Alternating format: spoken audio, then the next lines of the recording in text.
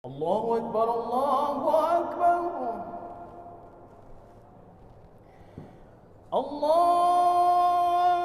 Dia akan mengatakan apa? Ya ke bahan dah tegok dema. Bamandum awak yang ikut isogok. Daino punya hana tajuk tapu doa lega tanya. Hai pilih-pilih masyarakat. Memang jika keadaan dan zaman lagi ke mana juga dema. Jadi bukan salah saya menyogok, tapi salah zaman. Sudah zamannya seperti itu.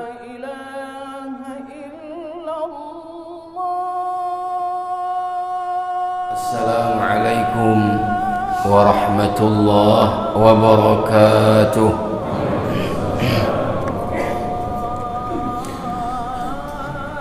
Alhamdulillahilladzi amarana بالتقوى. الحمد لله الذي أخبرنا بأن الساعة آتية لا ريب فيها وأنه أخفى موعدها، والصلاة والسلام على النبي المصطفى الذي أخبرنا بأماراتها وعلى آله وأصحابه ذوي النهى ومن تبعهم بإحسان إلى يوم الدين. أما بعد.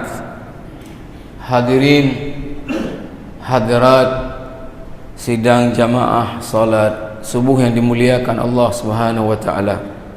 Alhamdulillah atas nikmat, rahmat, taufik dan hidayah dari Allah, kita baru saja dapat menunaikan salat subuh kita di awal waktu secara berjamaah di rumah Allah yang mulia ini.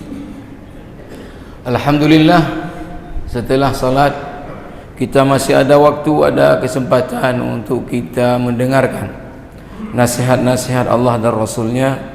Mudah-mudahan kita menjadi orang-orang yang mendengarkan nasihat-nasihat Allah dan Rasulnya dan dapat mengamalkannya dalam kehidupan kita sehari-hari. Allahumma ja'alna mimman yastami'una al-qawla fayattabi'una ahsana. Para jamaah yang mulia, insya-Allah kajian subuh kita hari ini adalah lanjutan atau sambungan dari apa yang sudah kita pernah bahas sebagiannya di Masjid Jami Lungbata. Dan pada kesempatan subuh ini adalah lanjutannya, yaitu terkait dengan fitnah zaman. Fitnah zaman. Mungkin ada yang tidak ikut pada kesempatan di Masjid Lungbata. Saya mengulang dengan ringkas untuk kemudian kita sambung. Bahwa para ulama di dalam menyusun tanda-tanda mendekat terjadinya kiamat kubra itu biasanya dibagi kepada 3 kelompok. Yang pertama, tanda-tanda yang sudah terjadi dan dia tidak akan kembali terjadi lagi. Yang kedua adalah tanda-tanda yang dia datang, pergi, timbul dan tenggelam. Dia sudah terjadi, kemudian akan terjadi, dan kemudian dia hilang dan terjadi lagi. Yang ketiga adalah tanda-tanda yang belum terjadi sekarang, tapi akan terjadi nantinya ketika sudah mendekat kepada kiamat kubra.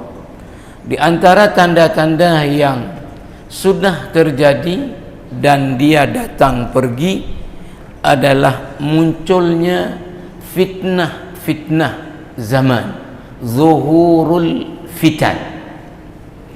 Jamaah rahimakumullah, apa itu fitnah zaman? Adalah keadaan di suatu zaman yang akan menguji keimanan kita. Apakah kita akan ikut menyesuaikan dengan keadaan zaman, atau kita tetap bisa bertahan dengan keimanan kita tanpa ikut menyesuaikan dengan keadaan zaman. Ini disebut dengan fitnah zaman. Kita seperti yang sudah kita sebutkan, ya, melihat, ya, di mana di dalam masyarakat timbul sikap-sikap ketika melakukan satu kemungkaran dan kemudian dia menyalahkan zaman, bukan dia kemudian yang salah, sehingga dia akan ikut menyesuaikan karena memang sudah zamannya seperti itu. Ya, kita beri contoh yang lalu, ya, dengan pileg yang lalu, dan ini akan ada ke depan pemilu kada, ya, bahawa para kontestan, ya, yang ikut sebagai caleg itu, kalau kita tanya, ya, dena netogok rumah masyarakat, maka dia akan mengatakan apa?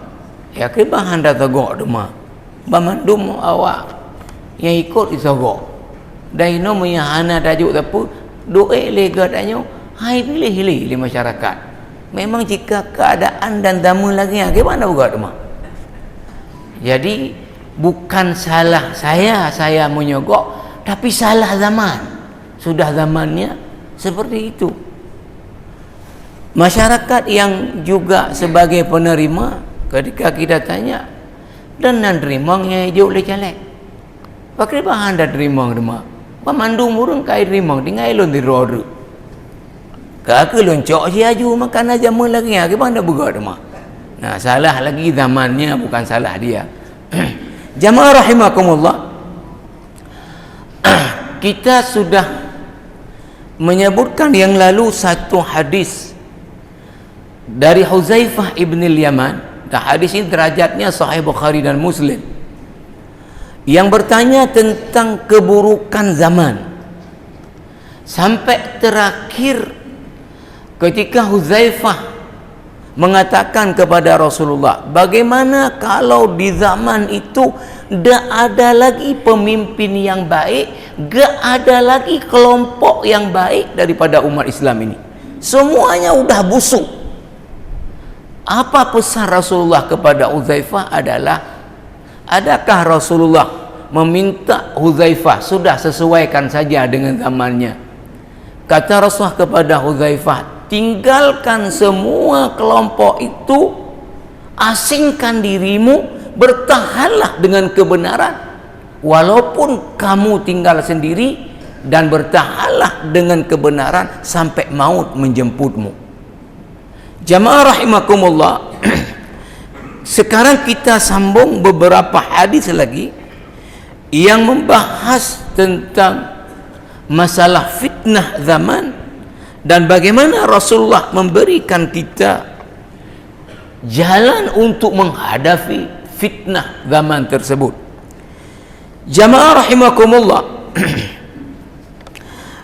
di dalam Rasulullah menafsirkan ayat surah Al-An'am ayat 105, ya ayyuhalladzina amanu alaikum anfusakum la yadhurrukum man dhalla idza tadaitum.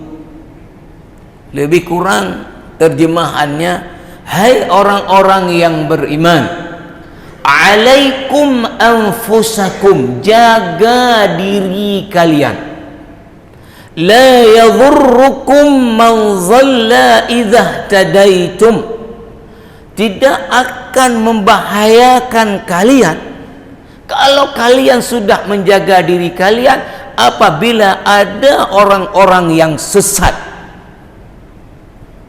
Jaga diri kalian, tidak akan membahayakan kalian kalau ada zaman di banyak orang yang sesat, selama kalian menjaga diri kalian. Rasulullah kemudian membacakan satu hadis riwayat Al-Imam Abu Dawud Apa kata Rasulullah? I'tamiru bil ma'rufi wantahu 'anil munkar. Ajak orang untuk berbuat baik, cegah orang dari berbuat kemungkaran. Hatta idza ra'aita syuhan muta'an. Sampai kapan kamu ajak orang buat baik, cegah orang dari kemungkaran, sampai kamu mendapati syuhan muta'an, orang tamak kepada harta itu menjadi sesuatu yang ditaati. Sampai kamu mendapati orang-orang sudah tamak kepada harta. Wa hawan muttaba'an, nafsu yang dipertur. Wa dunyan mu'saratan, dunia yang dijadikan orientasi hidup, bukan lagi akhirat. Wa i'jaba kulli dhi ra'yin bi ra'yihi, dan orang kagum dengan kelebihannya, bukan dengan kelebihan orang lain. Jadi kalau sudah sampai zaman orang-orang tamak kepada harta, hawa nafsu diperturut, dunia jadi orientasi hidup orang, bukan lagi akhirat. Kemudian orang sudah kagum bangga dengan pendapatnya, dengan kelebihannya. Dalam kondisi seperti itu, apa kata Rasulullah? Fa'alaika binafsik wada'ankal awama. Ketika keadaannya sudah seburuk itu, apa kata Rasulullah? Jaga dirimu, tinggalkan orang ramai. Alaika binafsik, jaga dirimu, wada'ankal awam, tinggal orang-orang awam, tinggalkan orang ramai. Jangan ikut orang ramai. Ketika orang-orang sudah menjadikan orientasi hidup adalah dunia, yang dikejar adalah kesenangan dunia, yang diperturut adalah nafsu, jaga dirimu, jangan ikut mereka. Apa kemudian lanjutannya kata Rasulullah? Kata Rasulullah sallallahu alaihi wasallam, fa inna wara'akum ayyama as-sabiru fihinna kalqabidhi 'alal jamar. Sesungguhnya ke depan akan ada hari-hari di mana orang yang bisa bersabar dalam menghadapi keadaan zaman yang begitu buruk itu seperti orang yang menggenggam bara api.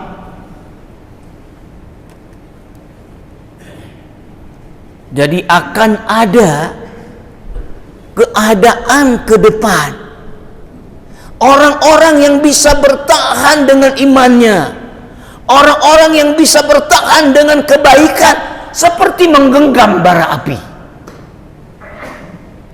Saya pikir hampir tidak ada orang akan sanggup ambil bara api kemudian genggam, kecuali akan kita lepas segera.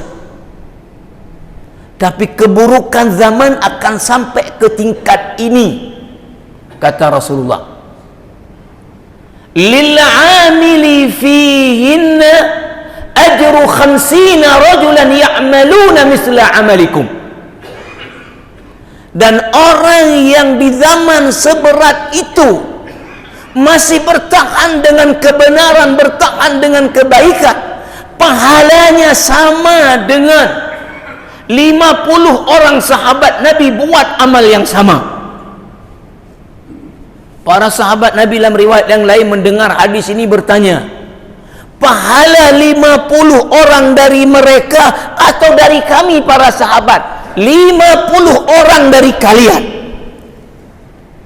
Jadi di zaman nanti yang akan cukup sangat-sangat buruk keadaannya, kalau orang masih bertahan dengan kebenaran seperti menggenggam bara api, maka dia akan dapat pahala 50 orang sahabat Nabi yang melakukan amal yang sama.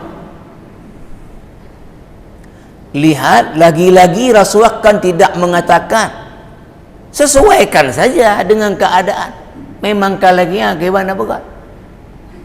Jaga dirimu, tinggalkan orang ramai. Dan ingat, ke depan akan ada hari-hari yang akan jauh lebih berat untuk orang mempertahankan imannya. Sekarang saya mengatakan umpama aja ya,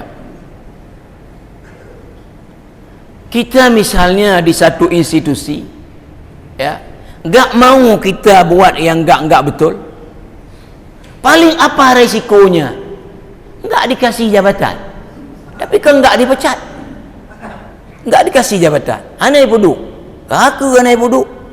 Tapi akan ada keadaan berdasarkan hadis ini, kita yang bertahan tak mau buat yang tak benar, mungkin akan dipecat, mungkin akan dibunuh. Sekarang kalau kita maju sebagai caleg, apa risikonya? Enggak dipilih, cuma itu. Tapi akan ada keadaan kalau kita enggak buat mungkar, mungkin kita akan dibunuh. Jamaah rahimakumullah, di dalam hadis yang lain ini juga dijelaskan bagaimana fitnah-fitnah, keadaan-keadaan di zaman ya, yang kita hidup di dalamnya, tidak akan ada satupun dari kita yang akan terlepas dari ditimpa oleh fitnah zaman. Di dalam hadis berikut ini jamaah rahimakumullah, Rasulullah sallallahu alaihi wasallam bersabda, hadis ini rawahu Muslim, ini hadis sahih Muslim. Apa kata Rasulullah? Tu'aradul fitanu 'alal qulubi kal hasiri 'audan 'auda. Fitnah-fitnah zaman akan menimpa hati-hati orang yang beriman kal hasir, seperti orang menganyam tikar, audan auda, satu helai satu helai satu helai satu helai. Artinya fitnah itu akan menimpa hati orang yang beriman, satu fitnah, dua fitnah, tiga fitnah, dan seterusnya. Itu akan menimpa setiap hati kita, sehingga seperti orang menganyam tikar, satu helai satu helai satu helai. Jamaah rahimakumullah, apa kata Rasulullah kemudian? Fa ayyu qalbin usyribaha, mana saja hati yang kerasukan dengan fitnah zaman, nukita nukta sauda, nukita fiha nukta sauda, maka akan tertancap di hati orang tersebut titik hitam atau noda hitam. Artinya kalau kita mengikuti keadaan zaman dan menyesuaikan, memang kajamelagean pakai banda pegat tema, akan ada noda hitam untuk satu fitnah di dada kita. Tapi kata Rasulullah apa? Wa ayyu qalbin ankaraha, mana saja hati yang mengingkarinya, hati yang mengatakan ini adalah maksiat, ini haram, titik. Orang-orang semua sudah melakukan, terserah orang, yang penting bagi saya ini adalah haram. Dia tetap ingkari, ini enggak betul, enggak bisa menyesuaikan, enggak bisa ikut keadaan, ini haram. Angkaraha, mana saja hati yang mengingkari fitnah zaman, apa kata Rasulullah SAW? Nukita fiha nuktah bayda, akan tertulis di hatinya itu adalah apa? Noda putih. Lalu kemudian jamaah rahimakumullah, apa? hatta tasira ala qalbaini ala abyad misla as-safa fala tadurruhu fitnatun ma damatis samawati wal ard. Sehingga jadilah hati orang beriman ini dua. Satu hati yang putih, karena setiap datang fitnah zaman dia tidak kompromi, no compromise. Ini haram, ini enggak betul, ini mungkar, no compromise. Oh, Anda tinggal sendiri, Anda jadi aneh, biar aneh, yang penting ini benar. Maka orang yang seperti ini hatinya akan bersih dan tidak akan pernah membahayakan dia dari fitnah-fitnah yang terjadi selama langit dan bumi masih ada. Madamatis samawati wal ard. Jamaah rahimakumullah, wal akharu aswadu murbad dan kalkuzi mujakhiyan la ya'rifu ma'rufan wala yunkiru munkara illa ma ushriba min hawahu. Satu lagi hati adalah hati yang hitam, karena sudah kerasuki fitnah-fitnah zaman, sehingga dia tidak bisa lagi membedakan mana yang ma'ruf, mana yang mungkar, rata aja. Halu harum tampoh you. Lalu apa yang diikuti adalah hawa nafsunya. Yang diikuti adalah hawa nafsunya. Ini jamaah rahimakumullah. Ya, kalau kita beri contoh misalnya ya. Tadi orang pertama ketika di pileknya sudah menyesuaikan karena keadaan. Hai mandu wala ijo, punya tayo handa jo, dipilih. Kakelah makin banda buka kazaman lagi ya.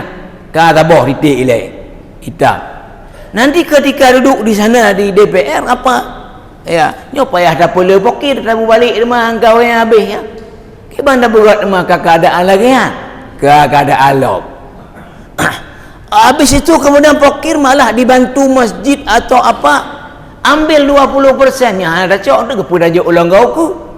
Macam keadaan lagi ya, ke mana buat rumah alat ke masjid tertarik je 20%. Keadaan. Ya, keadaan. Ini jamaah rahimakumullah. Jadi kata Rasulullah, tidak terlepas kita ini semua akan ditimpa oleh fitnah zaman. Yang selamat hanya hati yang mengingkari setiap fitnah dan tidak kompromi dengan ketidakbenaran. Ini yang akan selamat dan tidak akan berbahaya selama dunia ini ada. Jamaah yang dirahmati Allah Subhanahu wa taala, kalau kita lihat di dalam hadis ya, riwayat Imam Muslim ya, ketika Rasulullah menggambarkan ya, bada'al islamu ghariban wa sayaudu ghariban kama bada'. Islam dulu ajarannya waktu datang pertama dipandang aneh oleh orang-orang musyrik waktu itu, dan akan datang keadaan zaman di mana ajaran Islam kembali dipandang aneh. Wa sayaudu ghariban kama bada. Kalau kita lihat Syekh Muhammad Hassan dalam kitabnya yang saya sebut Ahdathun Nihayah wa Nihayatul Alam, kejadian-kejadian di akhir zaman, yang mengatakan bahwa ya, sekarang sudah terjadi di mana ajaran-ajaran Islam dipandang aneh. Ya paling tidak mungkin kita sebut tadi, kalau kita berpegang betul dengan ajaran agama, maka kita jadi aneh di situ. Ya, seperti misalnya tadi orang yang bertahan di satu institusi tidak melakukan hal-hal yang enggak betul, maka dia kemudian dipandang aneh. Aneh dah kau ya. Nyu hangecok je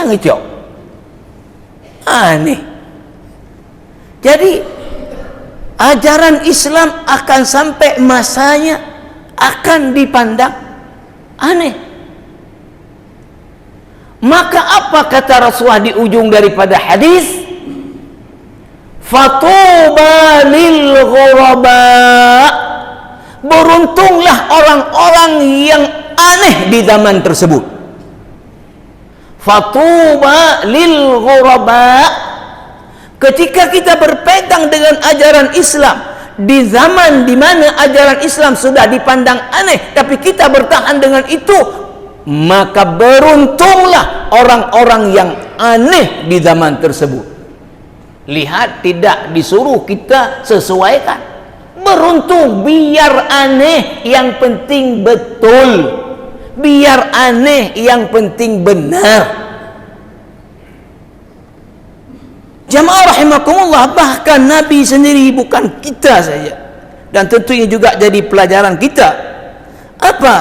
Di surah Al-An'am ayat 116, Nabi dipesankan oleh Allah, wa in tuti aktsara man fil ardi yudhilluka an sabilillah. Hai Muhammad, kalau kamu ikut orang ramai, ya, wa in tuti aktsara man fil ardi, kamu di dunia ini ikut orang ramai, maka mereka akan menyesatkanmu dari jalan Allah. Jadi jangan ikut orang ramai, ikut kebenaran. Karena kalau kamu ikut orang ramai, maka mereka akan menyesatkan kamu daripada jalan Allah Subhanahu wa taala. Ini pesan Allah kepada Nabi Muhammad sallallahu alaihi wasallam, itu juga menjadi pesan kepada kita.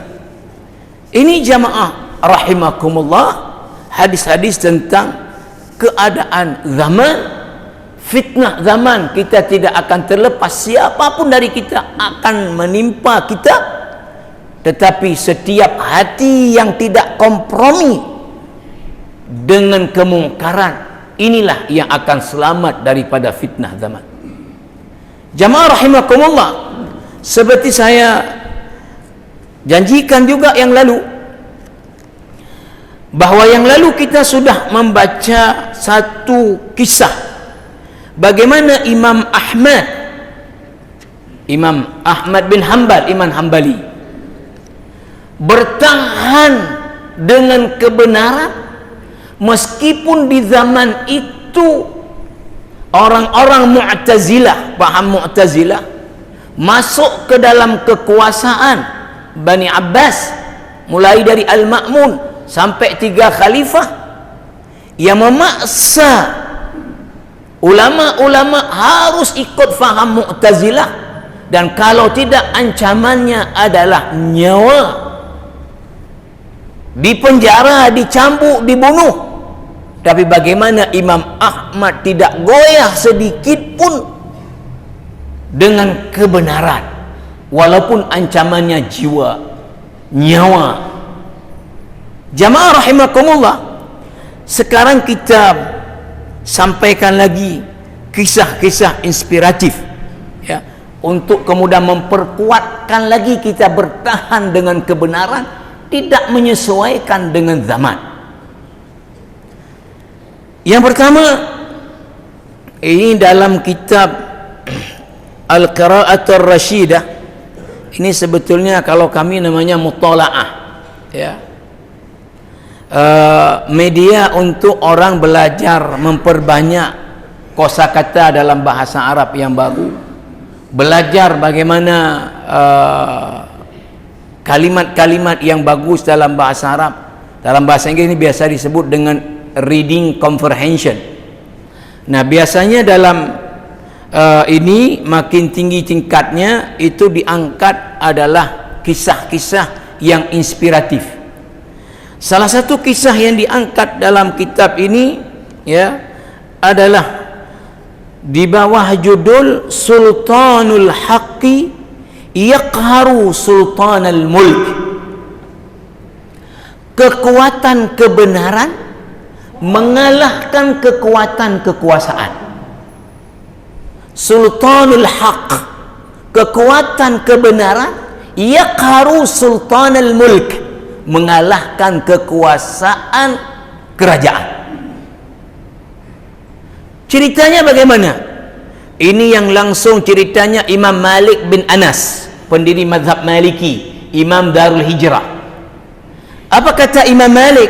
Jamaah rahimakumullah. Ruwiya an Malik bin Anas radhiyallahu anhu qala ba'atha Abu Ja'far al-Mansur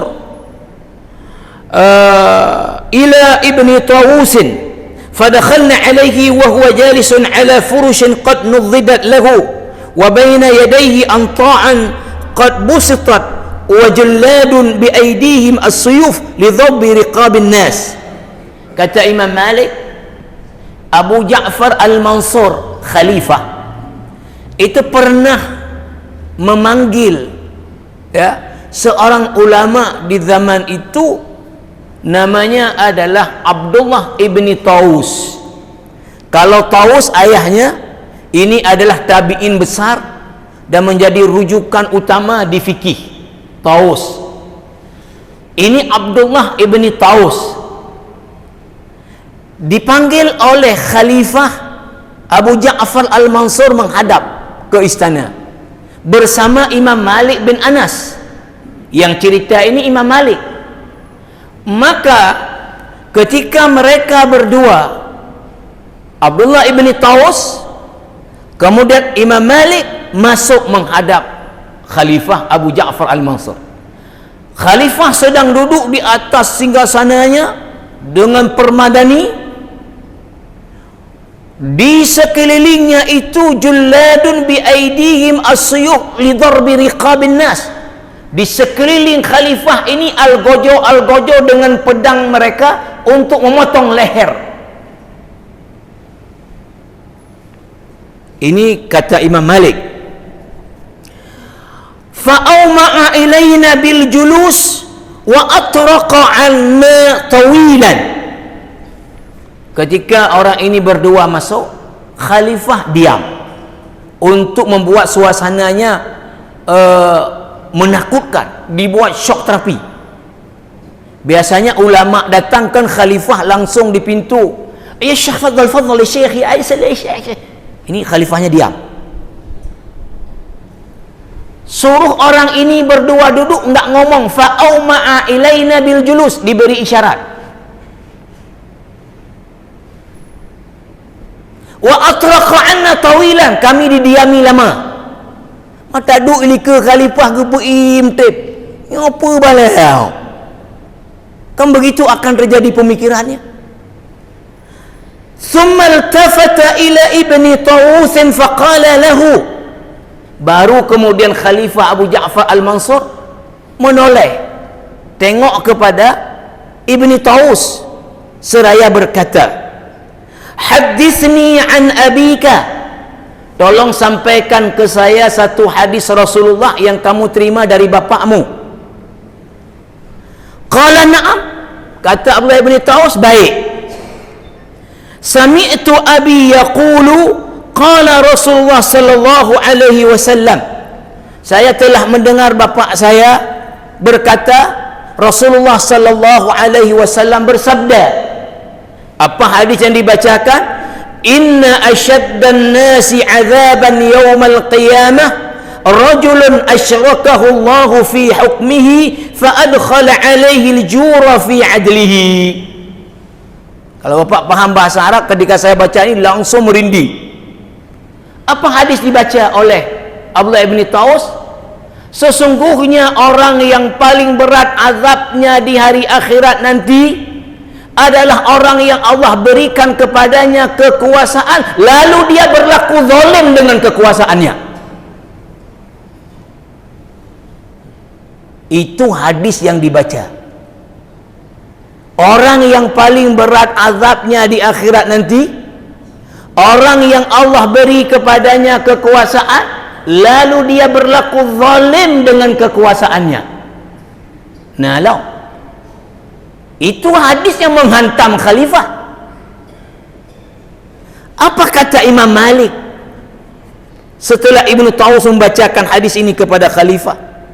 Qala Malik, fa dhamantu thiyabi makhafata an yamla'ani damuhu. Saya kumpulkan kain saya, kata Imam Malik, ya, orang Arab mungkin baju jubah seperti ini, kemudian ada seperti Ustaz Zikran ini, dikumpulkan oleh Imam Malik untuk apa? Menampung darahnya Ibnu Taus. Karena Imam Malik sudah meyakininya kayu kohdaku. Karena di sekeliling khalifah adalah algojo dengan pedang. Kata Imam Malik, fadhamamtu thiyabi makhafata an yamla'ani damuhu. Saya kumpulkan kain saya untuk menampung darahnya. Nyo kayu kohdaku anali kabe.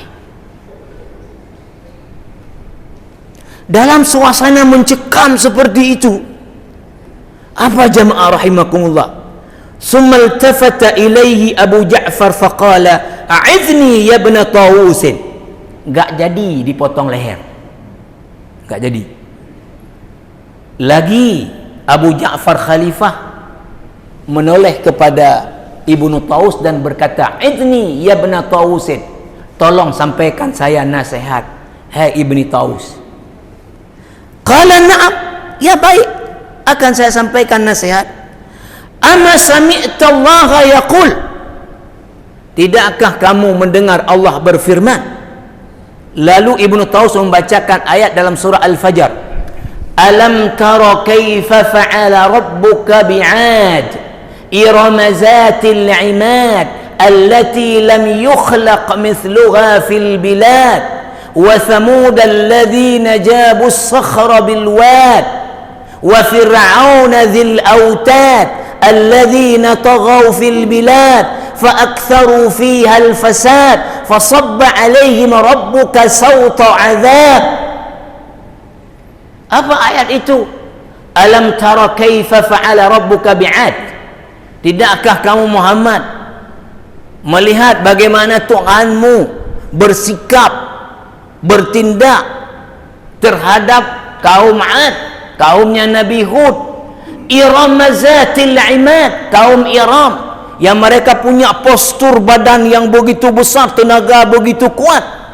Allati lam yukhlaq misluha fil bilad, tidak pernah ada sebelumnya orang diciptakan dengan besarnya badan, dengan kekuatan mereka. Wa samud alladzina jabu as-sakhra bil wad, kaum Samud, kaumnya Nabi Saleh, yang mereka itu diberi kemampuan oleh Allah memahat gunung-gunung untuk jadi rumah mereka.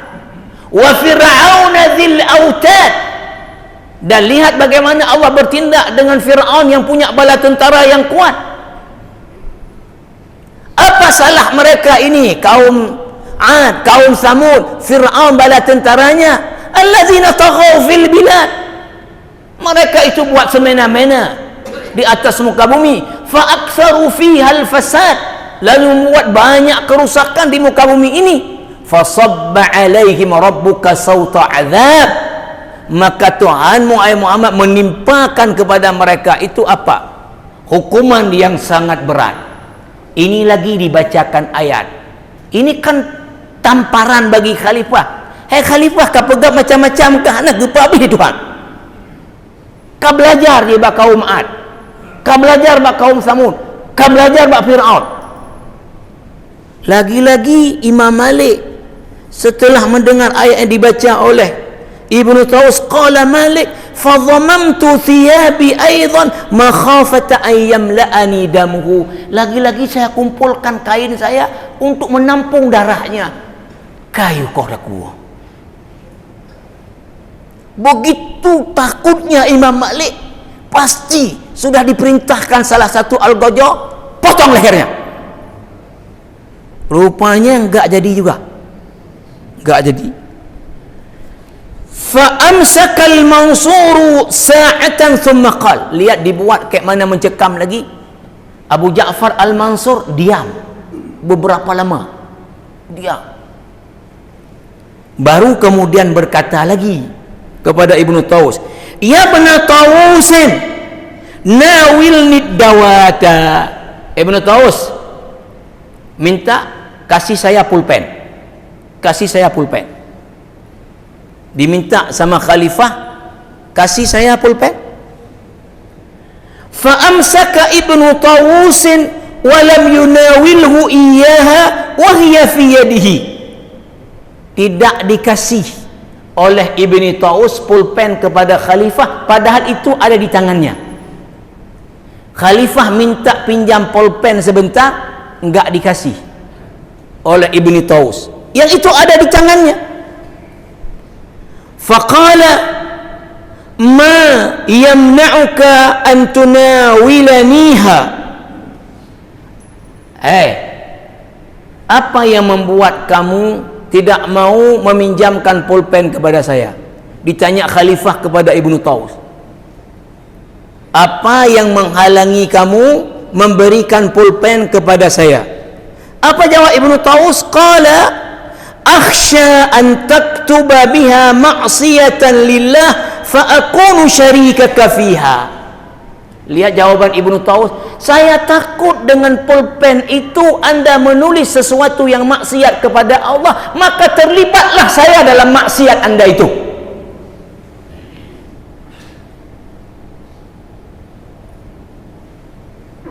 Kenapa Anda tidak mau kasih pulpen?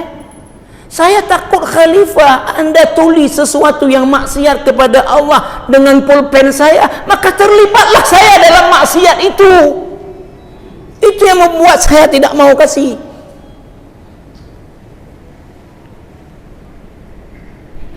Jamaah rahimakumullah, falamma sami'a al-Mansur dzalika qala qoma anni.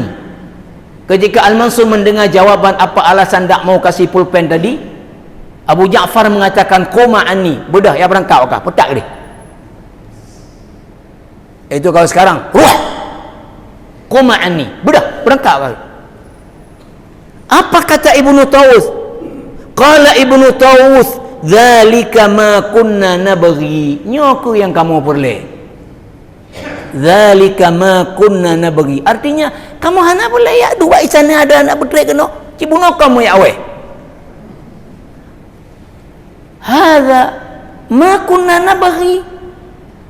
Bedah, apa tak akah ni? Hadza ma kunna nabghi. Ini yang kami mau. Kata Imam Malik apa setelah itu? Qala Malik, fama ziltu a'rifu li Ibni Tawusin ba'daha fadlahu. Setelah kejadian itu saya sangat mengagumi Abdullah Ibni Taus. Ini kalau kita banding dengan kita di mana? Tanya bandar urung pegah, hai Pak Gubernur gepreh dah nak penepok. Nyo, kau bunga-bunga. Pajang yujak apa gak? Bek lewat polapat. Kajut balu sebuah kena aja dulu tengok. Balu sebuah kena aja dulu. Yang toto yang merumpuk lon yujak lepak gua dia lefu lagi nak penting. Ketika ketemu Kriban ku selama lom pimpinnya yang dengar-dengar masyarakatnya Pak Gup Ya bagus. Luar biasa, masyarakat Manum tenang. Lihat Ibnu Taus. Jamaah rahimakumullah. Saya tidak bawa kitab karena kitabnya besar. Enggak sanggup ini bawa banyak. Ini satu kisah ya.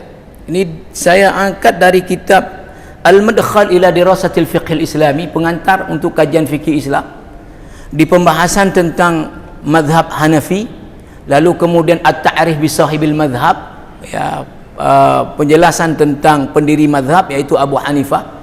Di ujungnya itu disebutkan bahwa waqad aradahu Banu Umayyah an yaliya lahum al-qadha'a 'ala al-Kufah fa aba.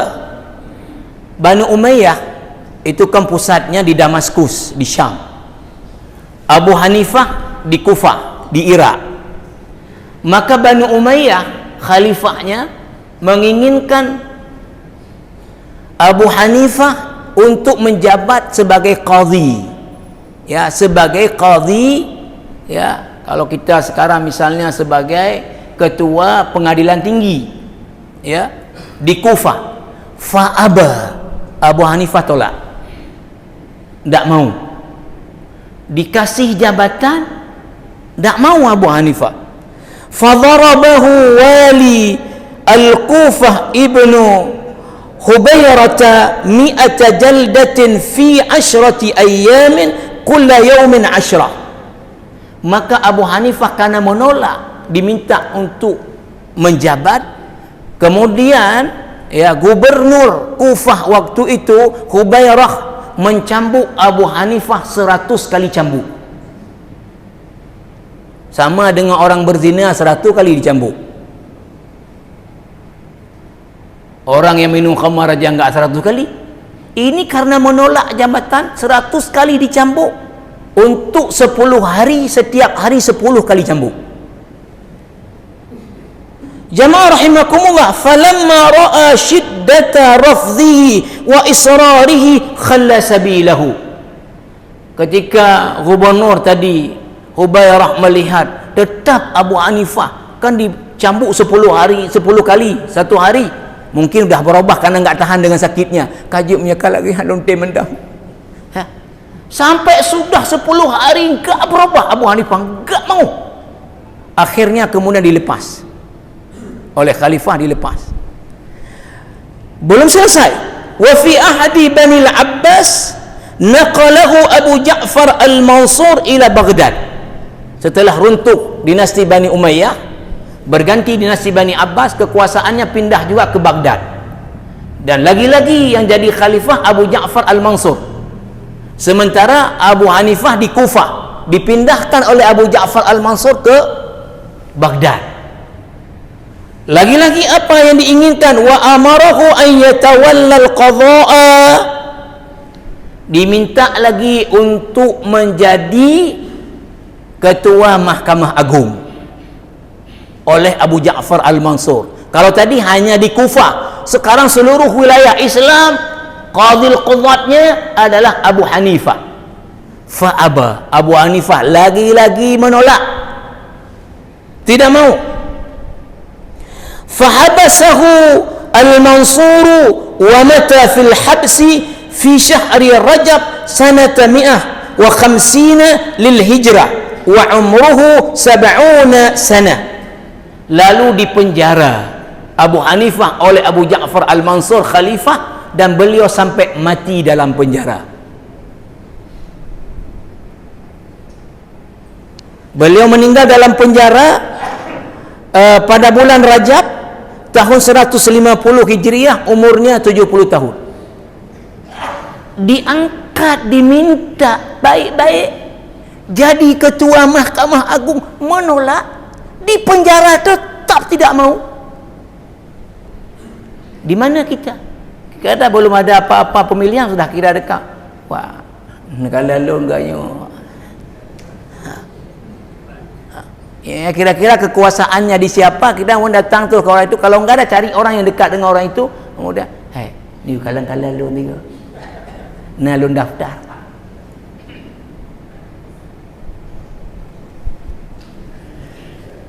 Terakhir ini tentu orang tidak asing bagi kita namanya, ya, seperti juga Abu Hanifah, Imam An-Nawawi rahimahullahu taala. Imam An-Nawawi ini saya angkat dari kitab Fiqh Zakah karya Syekh Yusuf Al-Qardawi, di pembahasan tentang pajak.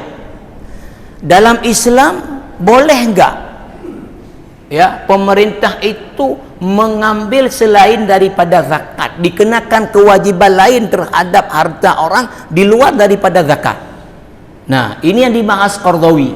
Lalu di sub pembahasan bahwa boleh, ya, tapi dengan syarat yang sangat-sangat ketat. Maka dulu ada orang pajak minta saya di Masjid Raya memberi kajian tentang ini. Saya bilang enggak bisa saya beri kajian tentang ini. Karena apa? Ya, karena ketika kita sampaikan syarat-syarat untuk boleh dipungut pajak, kalau kita cocokkan dengan yang diterapkan sekarang, nggak bisa sekarang dipungut pajak. Kalau kita lihat syarat-syarat yang dibuat oleh para ulama. Nah, di pembahasan salah satunya apa syarat untuk boleh dipungut pajak di luar daripada zakat dalam Islam? adalah adanya al-hajatu al-haqiqiyatu wala mauridalaha.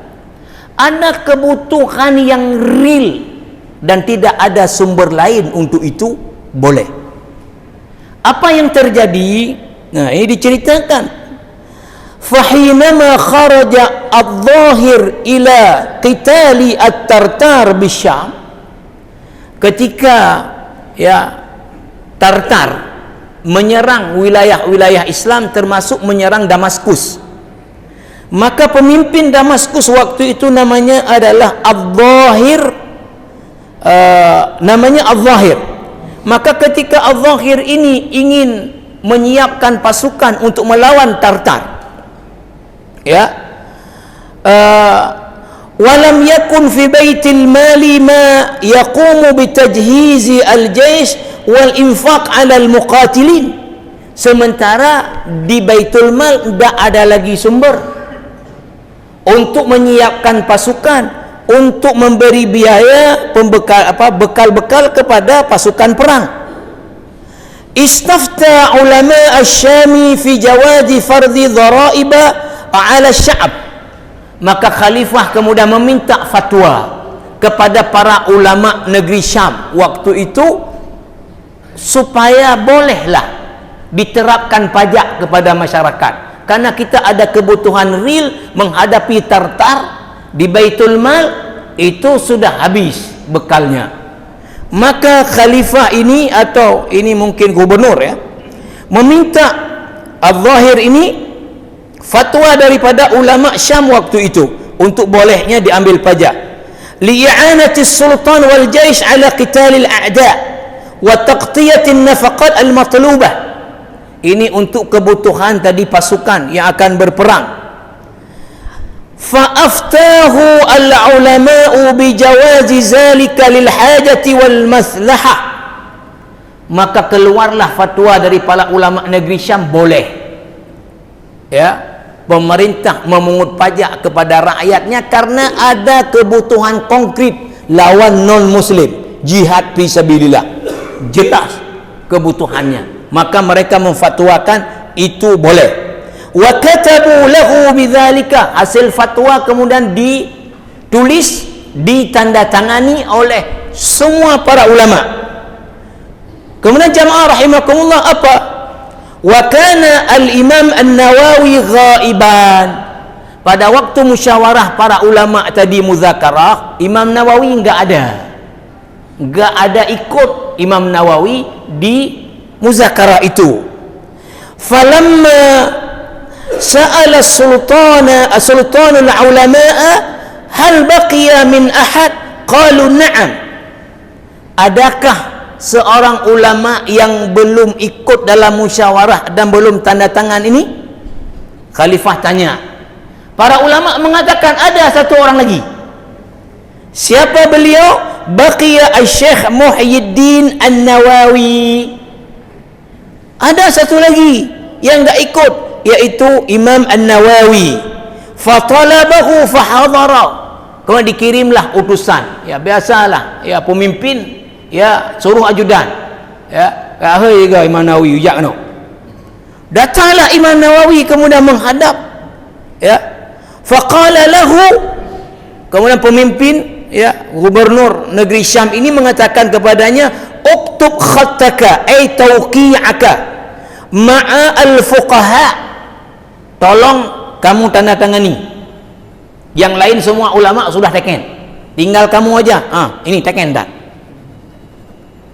Diminta Imam Nawawi menandatangani hasil fatwa memungut pajak kepada masyarakat karena ada kebutuhan tadi.